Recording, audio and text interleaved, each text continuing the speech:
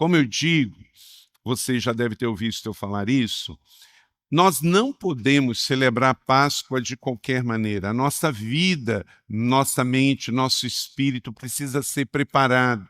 Por quê? Porque é uma semana muito rica de contrição, de arrependimento, de profunda reflexão, porque é a ocasião mais especial dentro do nosso calendário litúrgico para celebrarmos. Por quê?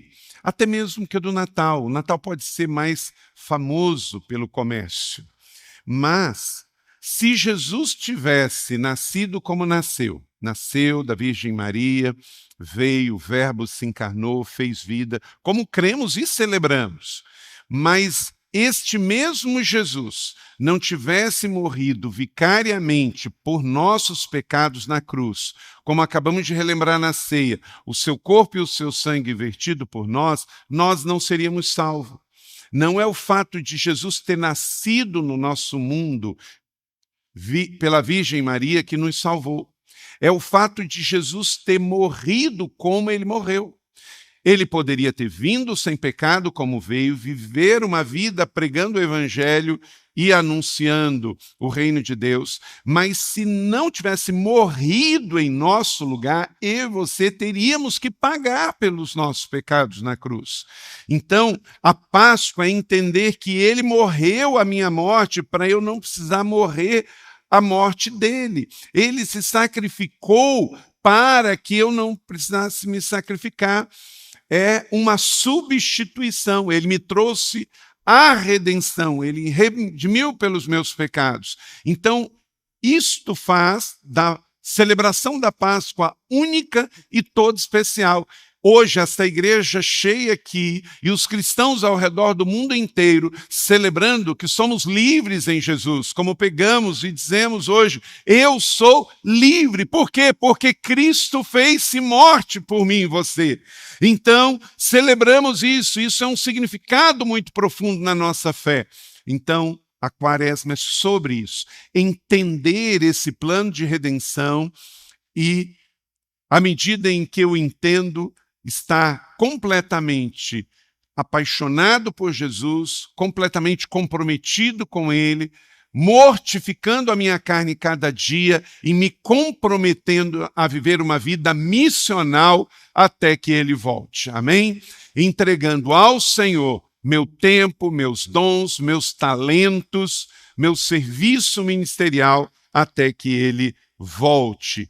E ao celebrarmos a ceia do Senhor, eu creio que através desta série estamos de fato redescobrindo e colocando isso no seu devido lugar. E esse livro de Léo Bigger e Suzanne Bigger pode te ajudar também nesta disciplina de viver não só numa perspectiva religiosa e de calendário, mas de a cada momento em que você tiver o privilégio de relembrar a ceia do Senhor, fazer isso no seu significado mais profundo. Na página 75, diz assim, beba do vinho, este é seu sangue, que foi derramado para a sua promessa de vida eterna, para que a salvação fosse possível, porque não era possível, ela se tornou possível mediante ao sangue derramado. Eu não vou deixar que o poder da sua nova aliança seja desperdiçado. Então eu troco pela cruz, diga comigo, a doença pela saúde,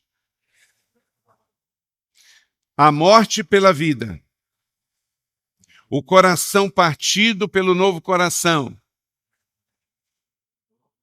o pecado pela santidade, as atitudes erradas pelas atitudes verdadeiras, a ganância pela generosidade, o ressentimento pelo perdão, o ódio pelo amor. Amém? Tudo isso é pelo poder do sangue de Cristo Jesus. Então, abra sua Bíblia em Marcos, capítulo de número 15, e você pode deixar sua Bíblia aberta neste capítulo do Evangelho de Jesus segundo Marcos. Eu vou ler na NVT, Você pode ler na NVT também, ou na sua Bíblia impressa, na versão que você tem, NVI, Almeida, Linguagem de Hoje, ou NVT. E também no seu smartphone você pode escolher qual deseja ler no app da YouVersion. E aí você pode ler comigo no mesmo que eu vou ler, que é a NVT, que também tem na YouVersion.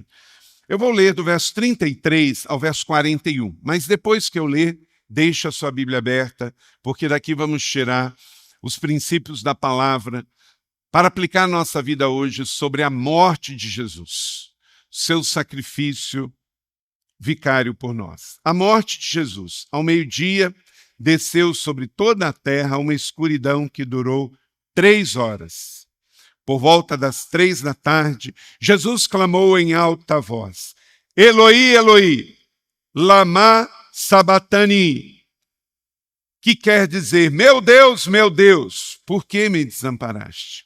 Alguns dos que estavam ali ouvindo isso disseram: ele está chamando por Elias. Um deles correu, ensopou uma esponja com vinagre e ergueu num caniço para que ele bebesse. Esperem, disse ele, vamos ver se Elias vem tirá-lo dali.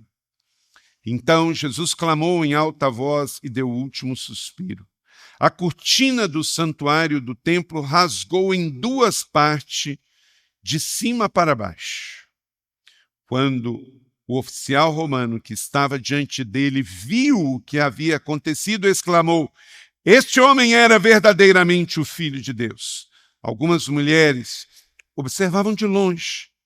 Entre elas estavam Maria Madalena, Maria, mãe de Tiago, o mais jovem, e de José e Salomé. Eram seguidoras de Jesus e havia servido na Galiléia com ele. Também estavam ali muitas mulheres que foram com ele a Jerusalém. Que o Senhor aplique esta palavra no meu e no seu coração e produza frutos em nome de Jesus. Amém? Inclusive, fazer um parênteses aqui para agradecer e destacar a importância das mulheres no ministério de Jesus. Olha que interessante. Dias atrás pregamos sobre a dor no Getsemane. Jesus estava lá com 3 dos seus discípulos mais íntimos. E por 3 vezes Jesus voltou até o jardim do Getsemane. E o que os seus discípulos homens estavam fazendo? Dormindo. As mulheres que acompanharam Jesus durante os 3 anos do seu ministério na Galiléia foram as últimas na cruz, foram as primeiras na tumba na ressurreição de domingo e acompanharam Jesus durante todo o tempo. E o texto que acabamos de ler dá ênfase nas 3 que estavam com Jesus na hora da crucificação e de outras que o texto nem cita, mas fala das mulheres que faziam parte do seu ministério. Qualquer cristão que despreze a importância das mulheres no ministério está na contramão do Evangelho e antagonista de Jesus. Por um sentido muito óbvio, porque alguns usam um argumento muito ignorante para dizer que Jesus não tinha discípula. Numa sociedade patriarcal, num contexto muito difícil para as mulheres que tinham que cuidar dos filhos, da casa e de tudo, e dentro de um contexto que Jesus era solteiro, como é que Jesus ia ter mulheres entre os seus 12? Já falavam de Jesus e o atacavam de tudo quanto é coisa. Falavam que ele era Beelzebu, que ele era um arruaceiro, que ele era um tumultuador, um aproveitador. Então, naturalmente, por uma questão óbvia e ética, Jesus fazia viagens, então ele tinha que andar e viajar com homens. Mas não quer dizer que o ministério de Jesus não tinha mulheres. O texto que você viu, eu li de Marcos 15, diz, tem uma igreja na cidade de Magdala, cidade de Maria Madalena, que você pode ir a Israel e ver, naquelas ruínas tem uma igreja em que no hall de entrada da igreja tem várias colunas, onde cada uma delas é dedicada às mulheres que os evangelhos citam no ministério de Jesus, mostrando a importância das mulheres no ministério de Jesus lá em Magdala. Então, nossa igreja faz o mesmo.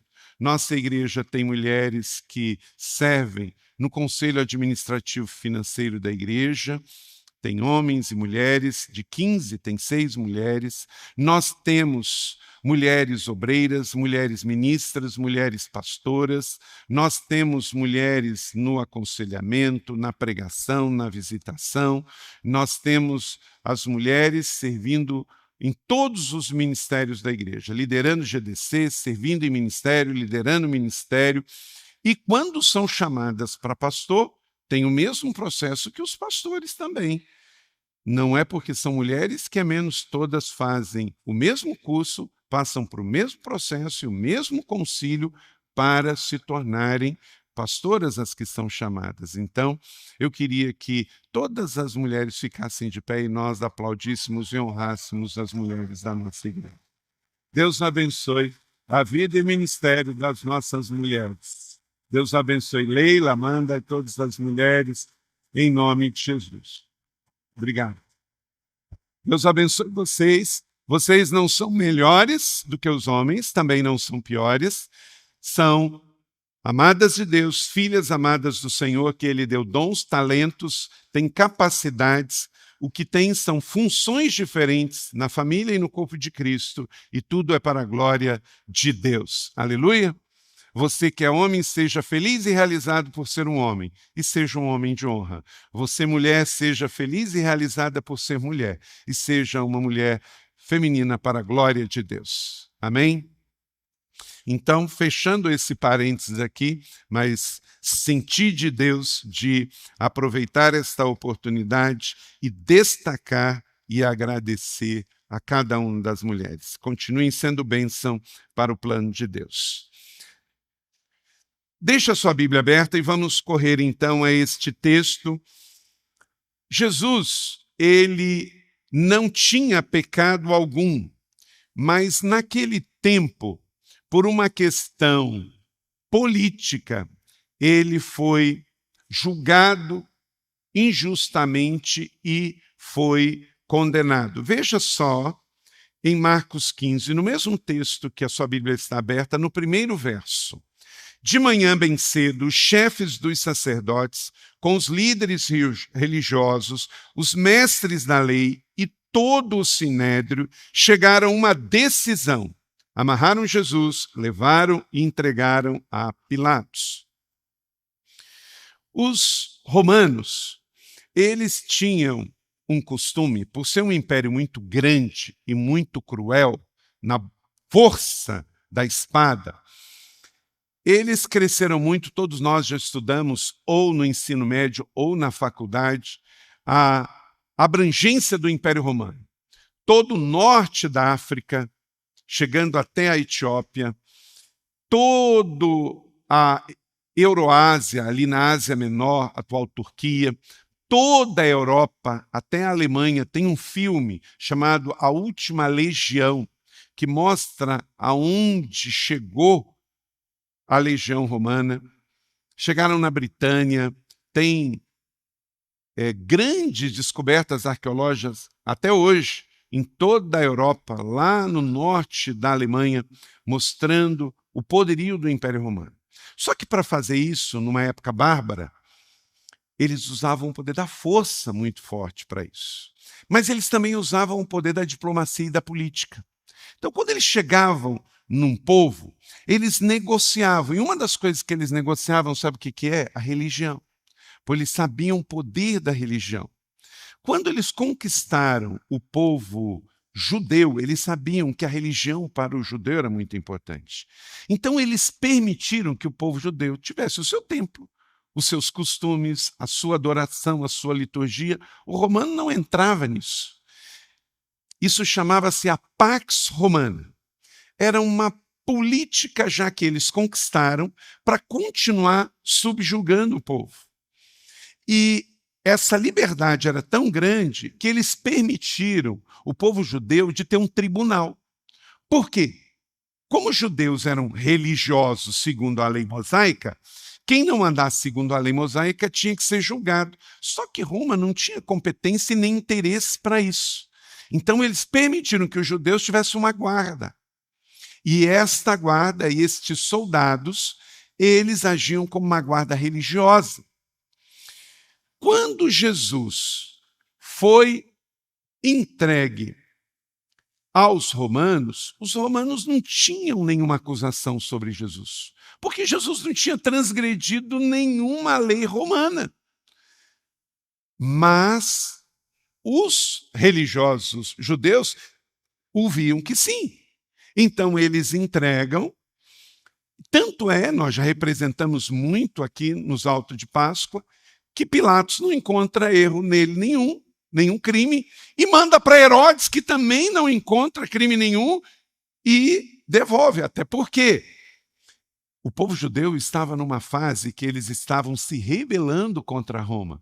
Havia uma cobrança de impostos muito altas, o Império Romano estava meio perdendo o controle, então nem Herodes nem Pilatos queriam também ir contra a população. Eles queriam deixar bem claro que, para Roma, Jesus não tinha problema nenhum.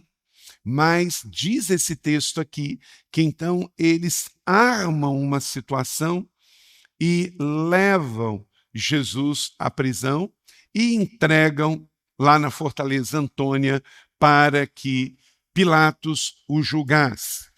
Na verdade, se nós fôssemos hoje pegar um laudo do IML, vamos dizer que Jesus, naquele tempo, fosse como hoje, toda pessoa que morria tinha que ter um laudo do IML. O que iria aparecer no laudo de Jesus? Por que ele foi morto? Jesus era jovem, ele não tinha problema de saúde, com 33 anos. Jesus não caiu de lugar nenhum, Jesus não sofreu um acidente. O laudo iria sair. Ele morreu por amor. Ele morreu por amor a mim e a você. Porque o único crime que Jesus cometeu foi amar. Ele amou o mundo de uma maneira tão grande que incomodou aos religiosos. A sua graça foi tão grande. Então, vamos ver 5 princípios da palavra de Deus que Jesus, o Cristo crucificado, que toma agora o centro das nossas vidas, o centro da nossa adoração, que antes de Jesus era no templo e tinha um véu que separava, e exatamente no dia que ele morreu, esse véu se rasgou, não de baixo para cima, mas de cima para baixo. É um detalhe, mas um detalhe muito importante. Por que o véu não rasga de baixo para cima? Porque de baixo para cima um homem poderia rasgar. Mas de cima para baixo, com a altura que tinha o templo, só um motivo espiritual podia gravar. Então foi uma intervenção divina que rasga o véu de cima para baixo, para que hoje eu e você estivéssemos aqui adorando. Então a morte e a vida de Jesus trazem para nós muitos ensinos, e hoje vamos ver especificamente sobre a sua morte. A morte de Jesus nos revela para nós hoje o amor de Deus moveu Jesus até a morte. Ele não foi lá revoltado, ele não foi lá obrigado, ele não foi lá para agradar ninguém, ele foi lá por amor. Marcos 15, 4 e 5. Vamos ler juntos? Então Pilatos lhe perguntou novamente. Vamos lá? Você não vai responder? Veja de quantas coisas o estão acusando. Mas Jesus não respondeu nada. E Pilatos ficou impressionado. Ele não foi apenas a uma morte cruenta, sem propósito, ele foi lá com uma decisão em mente, fazer a vontade do Pai, em amor, o Cordeiro.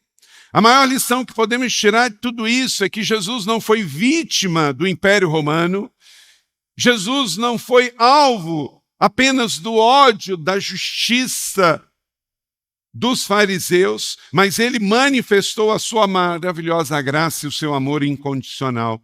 Então, a causa da morte de Jesus foi o amor, uma entrega incondicional de amor. Jesus Cristo foi puramente movido por amor. Vamos ler João 3,16? Porque Deus tanto amou o mundo que deu seu Filho unigênito para que todo aquele que nele crê não pereça, mas tenha a vida eterna. Arquimedes, um grego que mudou o mundo do seu tempo e tem implicações até hoje para nós, na física, na matemática, na engenharia, ele diz: dê-me uma alavanca e um ponto de apoio e eu mudo o mundo. O cristianismo mudou o mundo com um ponto de apoio que se chama a morte de Jesus Cristo na cruz. O amor de Jesus Cristo na cruz. Por isso hoje nós estamos aqui. Por isso hoje nós temos direitos humanos. Por isso hoje nós temos caridade no mundo. Por isso hoje tem Estado de Direito. Por isso tem liberdade de ir e vir. Isso não brotou do nada. Nos dias de Jesus, isso era completamente impossível. Para um leproso, morte. Para uma criança não era contada. Para uma mulher rejeitada. Mas Jesus foi a alavanca, o ponto de apoio que mudou o mundo. E hoje nós estamos aqui, a igreja cheia, celebrando Jesus. Por quê? Porque isso aconteceu, é história. Aleluia! Esse cordeiro não disse nada. E para se igualar, eu fui criado no interior do estado do Rio, e a minha família tinha um quintal grande, e a gente tinha uma ceva de porcos. E Felipe era uma coisa muito interessante. A gente não tinha porcos para vender. Era uma coisa de consumo doméstico. E aquilo tinha um ritual até de família e de vizinhos. Porque tinha os vizinhos que ajudavam na engorda. Então, no dia que o porco era morto, os filhos, eu, a Sara, o Jorge, a gente tinha um ritual de pegar uma parte do porco e levar na casa, que ajudou na engorda do porco. Quem teve essa experiência? Aí vários tiveram, tem um pessoal acima de 50 aí também, né? Quem viveu no tempo rural, em cidades e no interior viu isso. E era muito interessante. Então essa parte era a parte boa. A parte de comer o porquinho, a parte de dividir com aqueles que ajudaram a engordar. Mas tinha uma parte que eu detestava. Eu ia para dentro de casa e botava o travesseiro na minha cabeça. Era a hora do abate do porco. Porque o porco, ele é escandaloso. Coitado, também não dá para dizer que ele é escandaloso, porque se eu e você estivéssemos lá, a gente ia fazer igual, né?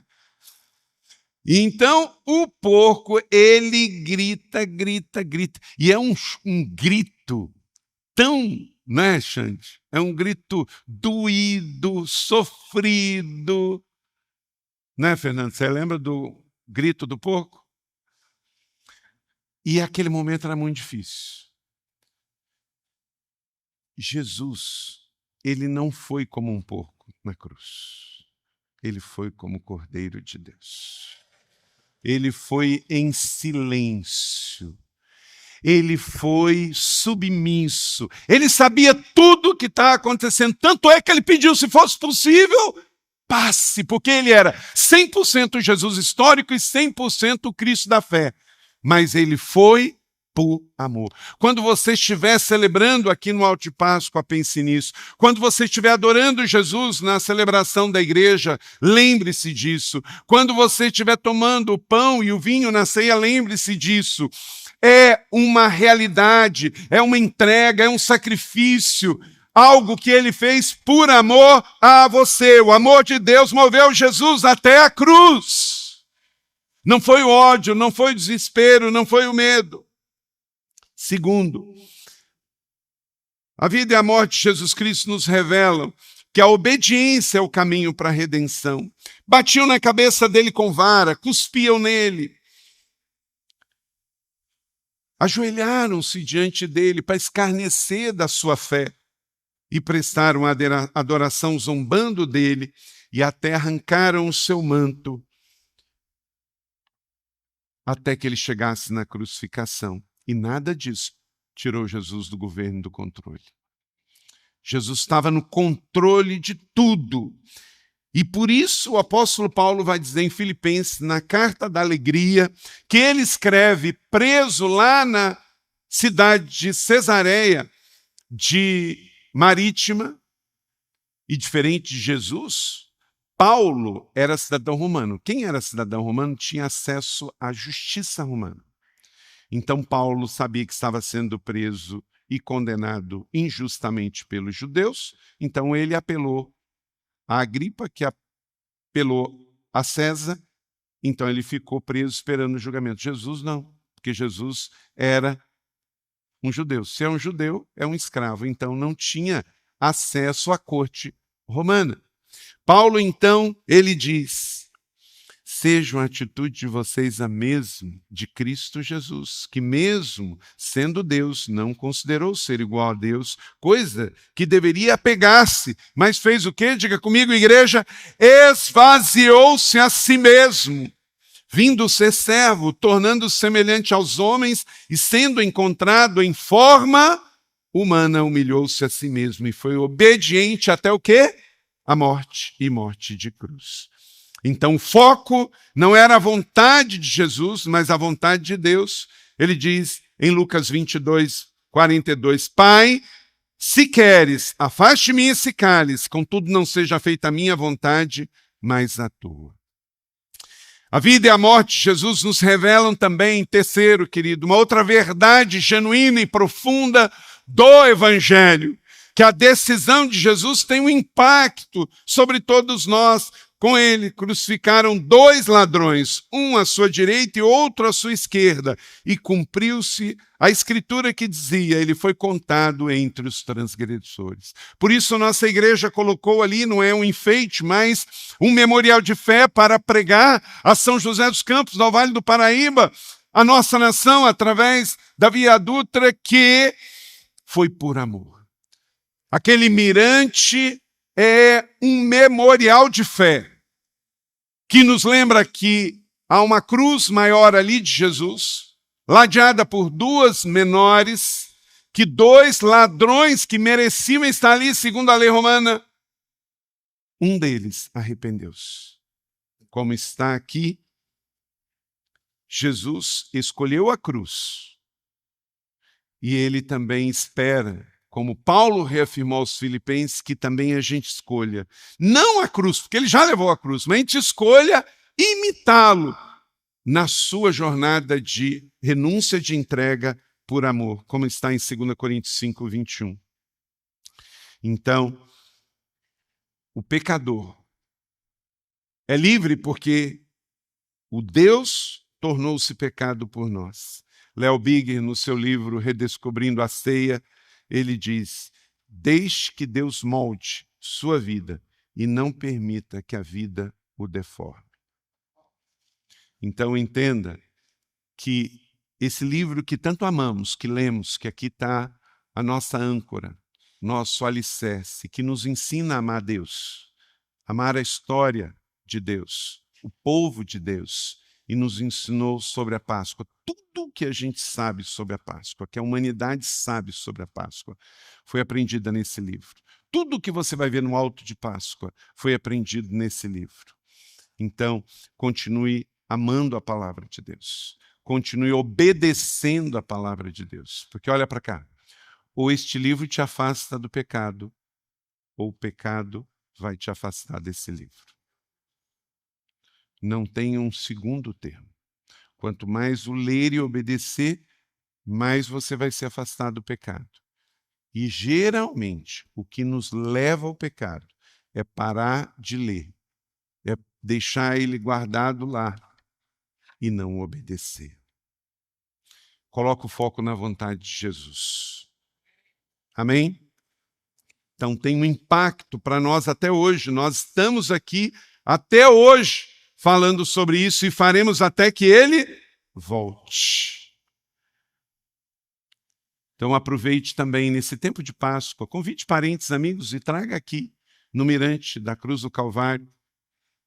Ali tem essa história de Lucas 23, 40 e 43, que segundo a tradição o nome era Dimas. Ele diz que aceitava o perdão de Jesus e Jesus disse: hoje estarás comigo no paraíso. Tem vindo pessoas da cidade inteira, vem aqui, passa na portaria e se dirigem para lá. Ali, inclusive, tem um totem que você pode acionar e você ouve a história do Evangelho em português, inglês e espanhol. Deixa que Deus faz. E são pregações do Evangelho de Jesus. Nós pregamos com múltiplos anzóis, mas ali está esse memorial para a glória de Deus e salvação de todos. Amém? Quarto, a vida e a morte de Jesus Cristo nos revela que o acesso está aberto direto para Deus. Por volta das 3 da tarde, ele brada: Eloi, Eloi, lama sabachthani.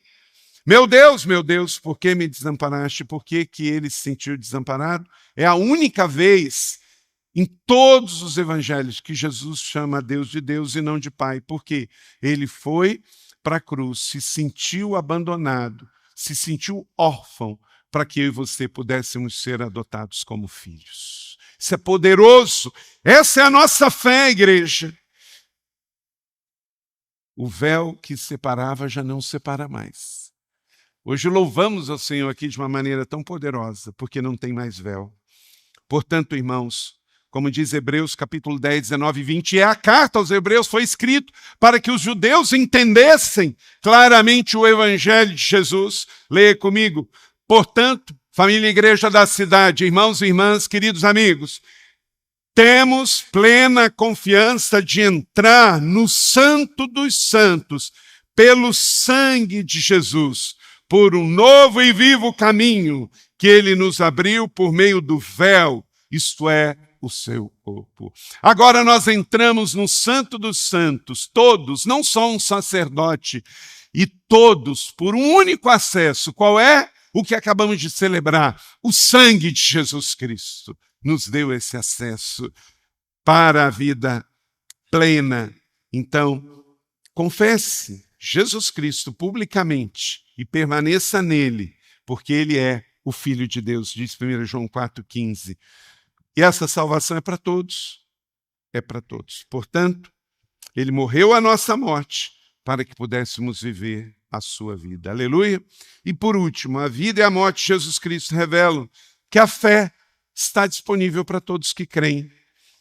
O centurião, naquele momento, reconheceu.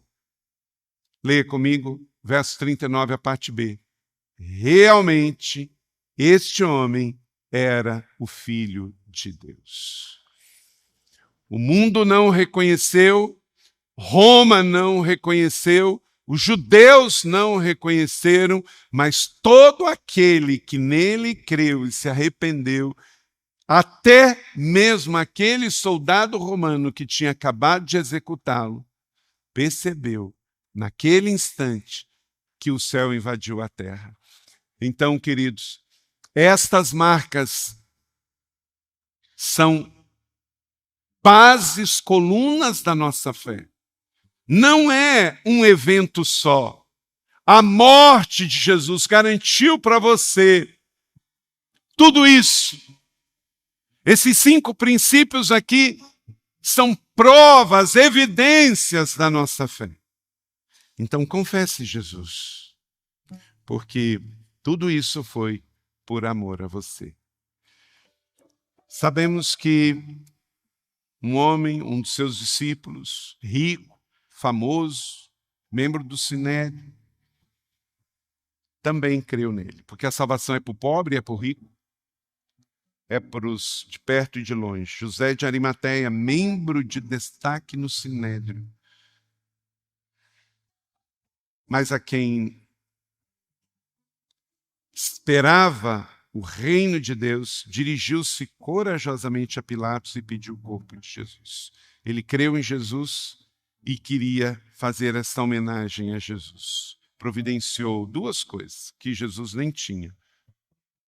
Um lenço de linho para enrolar o corpo de Jesus e um túmulo novo para sepultar Jesus.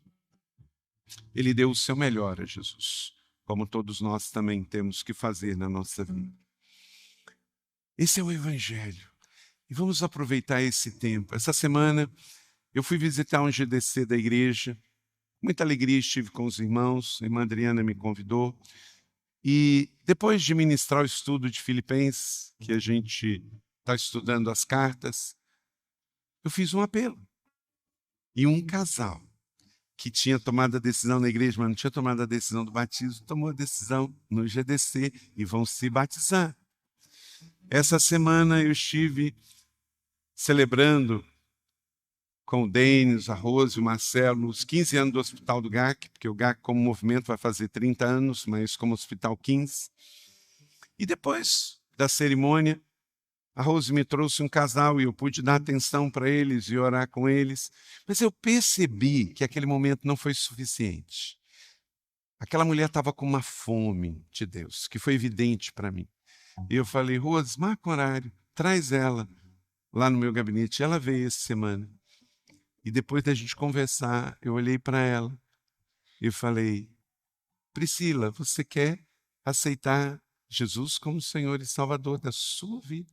Sabe o que ela disse? Sim, eu quero.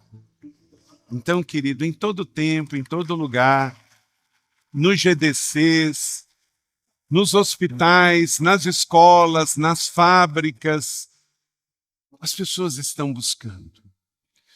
Não desista de ninguém. É um parente seu, é um filho que está longe, continue orando.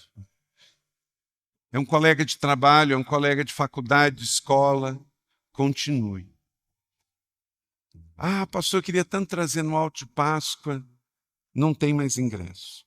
Querido, isso é sinal de avivamento na nossa cidade. São 10 apresentações, mais de 50 mil pessoas, e que foi distribuído em menos de 1 hora cada um desses 2 lotes. Então, deixa eu te dar um conselho. Se você não pegou, desiste não. Pastor, eu vou lá nem que for ali fora para ficar orando pelo que vai estar acontecendo aqui dentro. Eu vou para servir, vou para ajudar no trânsito, vou para ficar em intercessão. Se der para eu entrar, eu entro. Se não é, com Jesus, se eu não cair, eu me jogo. Mas eu não vou reclamar, porque você imaginou, gente, se a gente estivesse aqui apelando, Leila, gente, foi distribuído e não teve interesse. Não, querido, glória a Deus.